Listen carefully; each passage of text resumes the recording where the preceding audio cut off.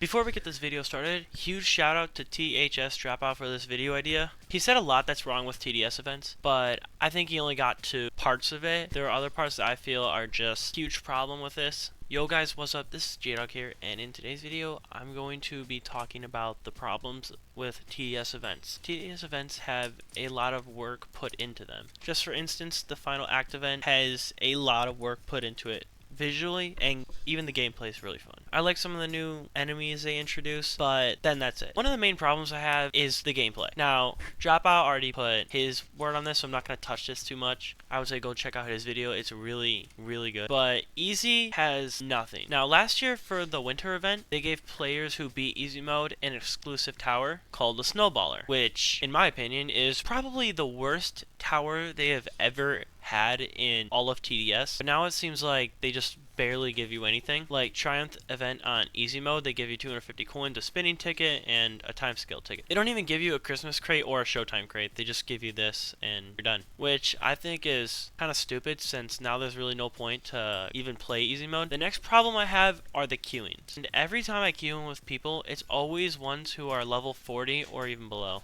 I have a huge problem with this. Now, you can get lucky. Now the problem I have with that is, even though they give you loadouts, which actually solves one of the problems, they're not very experienced, and I still think if you're level 40, you probably should queue in with people around your level, unless you create a party. Now, that's not the best idea. This is just getting it off the top of my head. Now, this time they actually cooked with a limited tower coming in with Spotlight tech, which is really powerful. Now, here's a question. You might know Sledger, you might know Gladiator, you might know Jester, and I bet most of you guys here probably know about Firework Technician, Spotlight Tech, and Warlock. But here's a question. Have you ever heard of Swarm, Commando, Archer, or even Mecha Base? I bet you haven't, and you want to know why? Maybe because some of these towers were in events from probably years ago, so that's another reason. But it's because most of the event towers from TDS are just not good. Here, let's click Harvester for a second. Does 18 base damage, fire rate of 1.7, blind detection, and is extremely expensive, which doesn't really help the fact that's just Ranger at that point, but a little worse.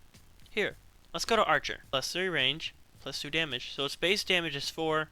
So it gets to a point of maybe 28 DPS, which is not very good at all. Now, this did come out in 2019, which mostly explains why it's so bad, and might probably also be one of the worst towers in the entire game. But my point is, some of these towers they release are just not good. I didn't even know some of these towers like Cyromancer or Hollowpunk even existed, or even Biologist. Now, you guys probably already know, especially if you're a mobile player, the optimization in these modes are horrible. Now, this goes for the entirety of TDS, because as a old mobile player, I used to play on my iPad and even on my iPhone 17, which is the newest iPhone, the iPhone 17 Pro. I still have problems trying to load into matches, which says a lot about the game. Now, they have already done a lot with optimization, which you can turn off things like HQ, FX, bullet travels, HQ explosions, shadows, but this still feels like not enough at all. I think a way to really just help with the mobile optimization problem, they should be able to get rid of particles and anything that really just